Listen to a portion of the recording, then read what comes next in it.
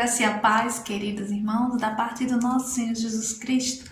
Você é muito bem-vinda, muito bem-vindo a mais um momento de palavra, na presença do Senhor. Falar em presença do Senhor, eu te convido, ore comigo. Pai querido, Pai amado, nós te agradecemos, Senhor, pela tua palavra, que é poderosa, que é real e que pode restaurar as nossas vidas.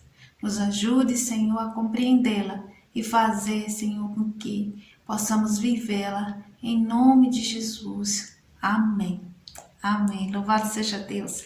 O texto que nós vamos trabalhar hoje está em João, capítulo 8, e nós vamos estar lendo. Diz assim: Jesus, entretanto, foi para o Monte das Oliveiras. De madrugada voltou novamente para o templo e todo o povo ia ter com ele. E assentaram os que ensinavam. Os escribas e fariseus trouxe à sua presença uma mulher surpreendida em adultério, fazendo-a ficar de pé no meio de todos. Disseram a Jesus: Mestre, essa mulher foi apanhada em flagrante adultério. Na lei nos mandou Moisés que tais mulheres sejam apedrejadas. Tu o que dizes? Isso dizia a eles, tentando, para terem do que acusar. Mas Jesus, inclinando-se, escrevia na terra com o dedo. Como insistissem na pergunta, Jesus levantou-lhes e disse: Aquele que dentre vós estiver sem pecado, seja o primeiro que lhe atire a pedra. E tornando a inclinar-se, continuou a escrever no chão. Mas ouvindo eles esta resposta, acusados pela própria consciência, foram se retirando um por um, a começar pelos mais velhos, até o último, ficando só Jesus e a mulher no meio onde estava. Erguendo-se Jesus e não vendo ninguém mais além da mulher, perguntou-lhe: Mulher, onde estão aqueles que te acusaram? Ninguém te condenou?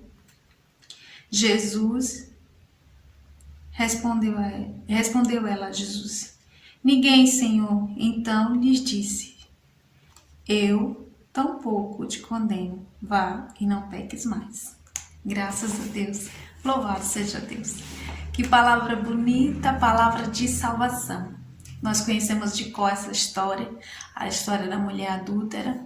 Mais uma vez, os homens da lei, aqueles que queriam sempre estar seguindo à risca as leis de Moisés, traz uma mulher para que Jesus seja pego, para que fosse colocado em dúvida o poder de Jesus, o ato de ser filho de Deus, de demonstrar que ele era realmente filho de Deus.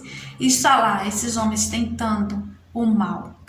Como homens que conheciam a palavra de Deus, que conheciam os mistérios de Deus, estavam tão cheios de si e tão cheios das suas próprias verdades, que chegava ao ponto de não reconhecer o poder de Deus em seu filho. Chegava ao ponto de questionar Jesus e todos os milagres que ele fazia como filho de Deus.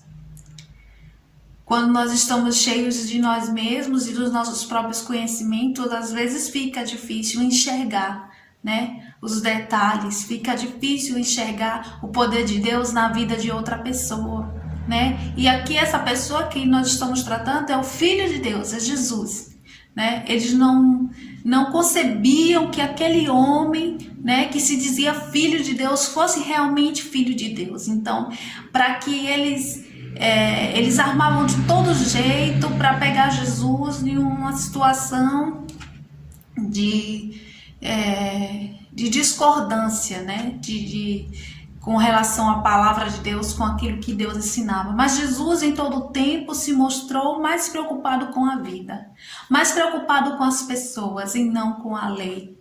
E não em seguir à risca as palavras, mas seguir à risca o mandamento do amor a Deus e amor ao próximo, e amar ao próximo assim como a ele mesmo, como a nós mesmos. Jesus colocou acima de tudo as pessoas e o seu convívio com elas. Muito importante foi para nós, as mulheres, e até hoje é, esse movimento que Jesus fez na terra, de mostrar que não é a posição, muito menos o conhecimento humano que faz alguém ser merecedora ou desmerecedora do reino de Deus. Jesus veio para nos mostrar que além das palavras, além das regras, existe o amor, a bondade e a misericórdia.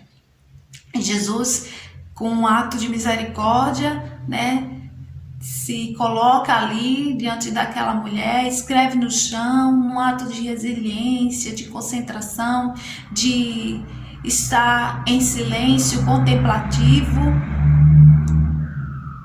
e pergunta àqueles homens: quem não tem pecado, atire a primeira pedra. Ou seja, Jesus deixa que a própria consciência daqueles homens que se achavam tão puros e tão dignos, tão seguidor da lei, tão cumpridor da lei, falasse aos seus próprios corações. Jesus traz de novo a dignidade para a vida daquela mulher, deixando de lado as regras que a condenavam. Mas algo muito importante também acontece na vida daquela mulher. Acontece que Jesus, no momento em que aquela mulher se vê livre da morte, livre dos seus acusadores, e que ele diz assim: onde estão? E ela responde: não há mais nenhum. Ele também diz bem assim: olhe, não é porque a graça está sobre você, não é porque a graça te alcançou que você vai viver fora daquilo que Deus ordenou a você. Vá e não peques mais. Não é porque a graça chegou a você que você vai fechar os olhos para as coisas da lei, porque a lei, ela rege um bom comportamento entre os céus. A lei atrai para o que Deus nos ensinou de forma digna. Jesus sabia que na época dele, o que reinava sobre a vida de homens e mulheres era a religiosidade, aquela força e aquela gana de cumprir tudo à risca para que se houvesse salvação. Mas ele mesmo se fez salvação e anunciou isso a todo mundo, mas antes que todos entendessem que ele agora era a salvação, ele tentou mostrar que a lei era menos importante do que a vida. E nesse mostrar que a lei é menos importante que a vida, sempre que ele libertava alguém, sempre que ele fazia algo milagroso por alguém, ele falava assim: vá, não peques mais. Vá, siga aquilo que Deus ensinou ao seu povo, porque é o melhor para se viver. E Deus fazia o milagre através de Jesus em seu tempo. Temos sim que pegar essa palavra e entender que nós não somos acusadores uns dos outros, nós não somos apontadores de dedos uns dos outros, nós não devemos jamais ficar dizendo o que um ou outro é um pouco mais santo ou menos santo, porque isso cabe a Deus, olhar o nosso coração e dizer o que a gente precisa melhorar. Não é o nosso papel ser acusador, não é o nosso papel armar, tocaias para pegar o irmão num momento de dificuldade. Não é o nosso papel acusar jamais. O nosso papel é seguir a palavra de Deus agora em liberdade. O nosso papel é, de maneira livre, seguir as regras, a lei do amor que foi ensinada por Moisés, deixada à terra por Moisés e agora ressignificada em Jesus. Mesmo que nós tenhamos a graça, mesmo que nós estejamos envolvidos na misericórdia de Deus, mesmo assim, cada um em sua consciência, assim como Jesus lança uma palavra que aqueles homens estudiosos, sábios, em seus corações, em suas consciências, entende plenamente que eles são iguais àquela mulher, e aí sim o verdadeiro arrependimento. Toda vez que anunciarmos a palavra de Deus, toda vez que dissermos algo a alguém que faz sentido para nós sobre a palavra de Deus, ou que a gente cumpre na palavra de Deus, devemos deixar que o Espírito Santo leve à consciência dessas pessoas esse poder de convencimento. Cada homem e mulher é digno de se auto-reconhecer em Jesus. E quando nós nos reconhecemos em Jesus, conhecemos as nossas falhas, nós nos deparamos com a palavra de Deus e nós pensamos assim, realmente, não sou digno de questionar, não sou digno de apontar os meus dedos, não sou digno de armar situações para que o outro caia, não. Isso não me cabe, isso não é o meu papel. O meu papel é, junto com o meu irmão, reconhecer as minhas falhas.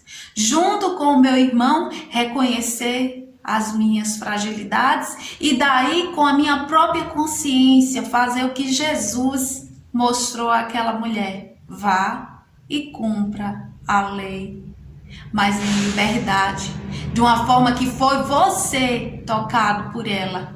Então nós vamos cumprir todas as regras e a principal que rege o Evangelho de Cristo, que é o amor a Deus sobre todas as coisas, que é amar o próximo como a nós mesmos, né? E viver nessa ligação que Deus traz para os nossos dias, para o nosso coração, ressignificando a vida das pessoas, assim como Jesus fez, do órfão, da viúva, da mulher, do pobre, do necessitado.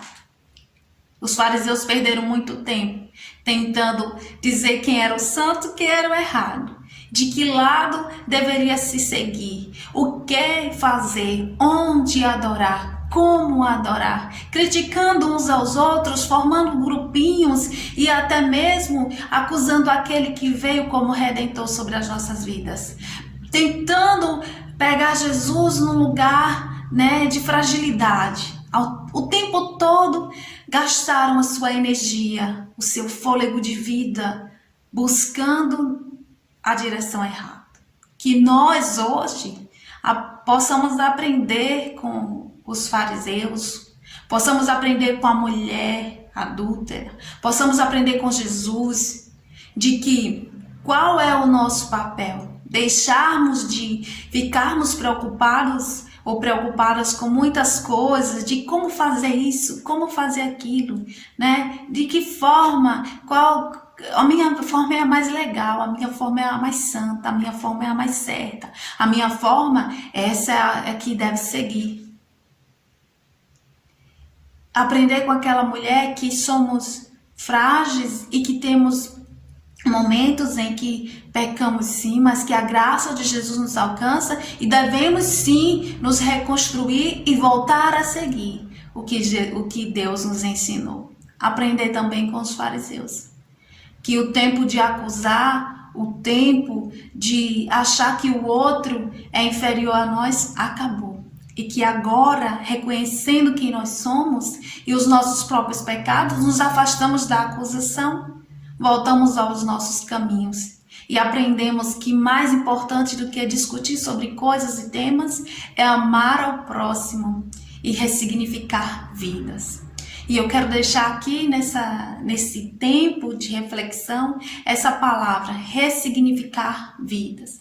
Você, meu irmão, minha irmã, foi chamada para ressignificar vidas. Não para acusar, nem para discutir sobre muitas coisas durante muito tempo, longo tempo. Não. Você foi chamada para ressignificar vidas. Então, vamos juntos aprender com a palavra de Deus, aprender com Jesus, que transformava os inferiores em superiores, que transformava os pequeninos no reino de Deus. E Ele chama todos nós que somos, que nos fazemos como esses pequeninos, na nossa fé, na nossa forma de amar a Deus e amar ao próximo, de reino dos céus. Que o Senhor possa nos abençoar, porque o reino dos céus é dos pacificadores, é dos aliviadores de fardo. É daqueles que são humildes. É daqueles que amam a Deus sobre todas as coisas e ao próximo como a ti mesmo. Que o Senhor possa abençoar a sua semana, que o Senhor possa fazer com que essa palavra ressignifique você, para que você ressignifique a vida de um outro alguém. Em nome de Jesus. Amém.